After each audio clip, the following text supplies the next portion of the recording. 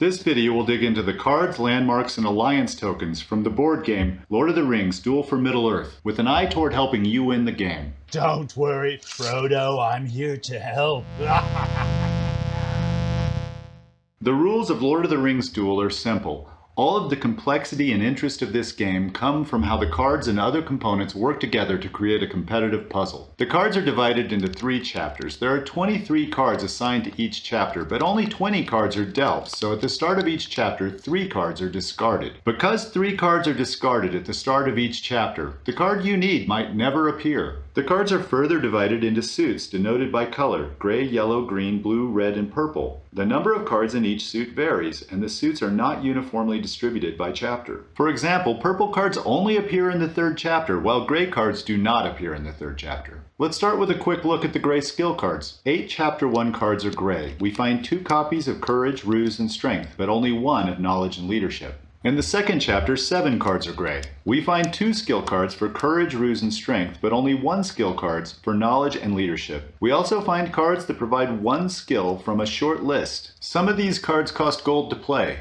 We see that Knowledge and Leadership skills are about half as prevalent as the others. Remember that you can discard a Chapter 2 card for 2 gold, and each gold can stand in for a skill. You shouldn't play these cards unless they'll get used enough to justify their cost. Since there are no gray cards in Chapter 3, you'll need to know what skills you'll need in Chapter 3 during Chapters 1 and 2. The answer depends on your strategy, as I'll discuss. Let's move on to the yellow cards. There are 4 Chapter 1 cards. They are worth 2 gold each. There are only 2 Chapter 2 cards that are worth 3 and 4 gold. The 2 Chapter 3 cards are worth 5 gold. Any Chapter 3 card can be discarded for 3 gold, so these cards aren't helpful unless you have the appropriate skills or the chaining symbol. Now let's get to the good part. If you have 1 green card for each race, you win the game. Further, green cards give you alliance tokens, which are often very helpful. Importantly, the Hobbit alliance token showing the feather counts as a race for winning the game. There are 12 green cards in the game, 4 in each chapter. The dwarves, elves, humans, and hobbits appear 1 each in the first 2 chapters. The wizards and ents only appear in the 3rd chapter. Therefore, even with the Hobbit Alliance token, it is impossible to win a support for the race's victory before the 3rd chapter begins. Looking at the skills required to play green cards, we see that Knowledge and Leadership are critical. Every green card requires either Knowledge or Leadership to play, and 3 cards need both. But only a few cards need more than 1 Knowledge or Leadership. You'll want 1 Knowledge and 1 Leadership if you want to play a lot of green cards. Strength, Ruse, and Courage are also needed to play some green cards, with about a quarter of the cards requiring Courage or Strength and a lower number requiring Ruse. All of the more expensive green cards can be played using chaining symbols, with the exception of Saruman and this int. If you pick up a lot of green cards in the 1st chapter, you won't need a lot of skills to pursue a support for the race's victory. We all remember how meeting Merry and Pippin convinced Treebeard to help the Fellowship. On the other hand, I'm not sure why Eowyn guarantees you Gandalf's friendship, but there it is. As for Galadriel joining Sauron because he's good at crossword puzzles and has a couple gold coins, it's best not to think about it too much. It may pay off to get 2 strength if you're going to play a lot of green cards, but it won't pay off until the 3rd chapter. If you're trying to win through support from the races, the feather token is obviously very good. The Hobbit chaining bonus might also work out well. This Dwarf Alliance token seems less good to me because you might not have that many troops when you're focused on picking up green cards. You could use the Grey Havens to go digging for the feather token. There's Barad-dûr and the Wizard's Alliance token to go digging in the discards for lost green cards. You might also consider Rohan to hold off someone else's conquest victory. As always, Erebor largely repays its own cost. Moving on to the red cards. For a conquest victory, you need to place units or a fortress in each of the 7 territories. There are only 3 red cards in the 1st chapter. Each card places a single unit. There is no card that can place a unit in Mordor during the 1st chapter. During the 2nd chapter, there are 5 red cards that each place 2 units. There's a card that can place units in every territory, and 2 cards that can place units on Mordor, Rohan, and Lindon. During the 3rd chapter, there are 6 red cards that can each place 3 units. There are 2 cards that can place units on every territory but Lindon and Rohan. While Lindon and Rohan have double coverage in the 2nd chapter, they have less coverage in the 3rd chapter. Therefore, a well-defended position in either at the end of the 2nd chapter might prove resilient. This is especially true of Lindon, which is only connected to Arnor. Looking at the cost to acquire red cards, we see that the early game cards are easy to acquire, but the cost in skills quickly ramps up in the second and third chapters. Ruse is required to play 64% of red cards, and courage is required to play 50%. Over a third of the red cards require more than one ruse. Strength is also important. Relatively few red cards require leadership or knowledge, so you might not need to stock up on those as much. Many red cards have chaining symbols, including all 3 of the Chapter 1 cards. These symbols can keep you in the game, even if you can't pay for the expensive Chapter 3 cards. The 6 Chapter 3 purple cards are really an extension of the red cards. These cards help you move your troops around and often destroy opposing troops. If losing 1 gold in the 3rd chapter cripples you, I guess your economy isn't so good. The purple cards all appear in Chapter 3. These cards require everything but ruse to play. These cards have both defensive and offensive uses. If someone is close to a conquest victory, the right purple card might seal the deal. If you want to play for conquest in the 3rd chapter, you'll find 12 cards, 6 red and 6 purple, that might help. That's more than half of the 23 Chapter 3 cards. Most of these cards require 4 or 5 skills to play, so it won't be easy to play them unless you have a fair number of skills. Because the purple cards require different skills than the red cards, you'll need a good spread of all 5 skills. Humans and elves might have some of the best conquest-oriented alliance tokens. Dwarves help build landmarks. Ints and wizards might come in handy in the late game. I suggest that you always keep the list of alliance tokens nearby. Every landmark provides you presence in its territory. This is the easiest way to get presence in a territory when your opponent has a lot of troops there. Arnor can be particularly useful in securing a conquest victory because it provides both troops and movement. Grey Havens can help you pick up a useful human or elf alliance token. Erebor gives you both presence and a move, and it usually pays you back for its own cost. But what about the blue cards? There are 14 blue cards in the deck containing a total of 22 ring icons. There are only 4 Chapter 1 cards, and each only provides 1 ring. In the 2nd chapter, there are 5 cards containing a total of 7 rings. Half of the rings in the deck are contained in the 5 Chapter 3 cards. If you look at the cost of playing these cards, you'll see that you mostly need ruse and strength to play them. The chaining symbols might help you play some of these cards too. There's a human alliance token that might be good for a couple rings if you get it fairly early. Just remember that there are only 4 yellow cards in the 2nd and 3rd chapters combined. There's a Wizard's Alliance token that gives you 2 rings. And 2 of the landmark tiles also provide rings. The abilities that let you dig in the discard pile might help if your opponent has discarded blue cards. Overall, you need 14 steps on the quest for the ring track to win. If you think you might pick up half of the rings in the Chapter 3 cards, say 6 rings, you'll need to find 8 more rings in early cards or from other sources. Your progress doesn't affect your opponent's progress, and the bonuses aren't big enough to justify the number of cards required, so you either need 14 steps or none at all. So if you want to win the quest for the ring, I suggest you pick up at least 6 steps in the first 2 chapters. Then in the 3rd chapter, you can hunt for cards, alliance tokens, and landmarks to get to 14. It isn't easy, but there's usually limited competition for blue cards, and the associated landmarks probably aren't priorities for your opponent either. Not until they notice you're collecting rings anyway. You might also consider the Hobbit Alliance token that gives you troops. This token might prevent your opponent from winning conquest while you're collecting rings. So that's about it. This video doesn't discuss all aspects of gameplay, of course.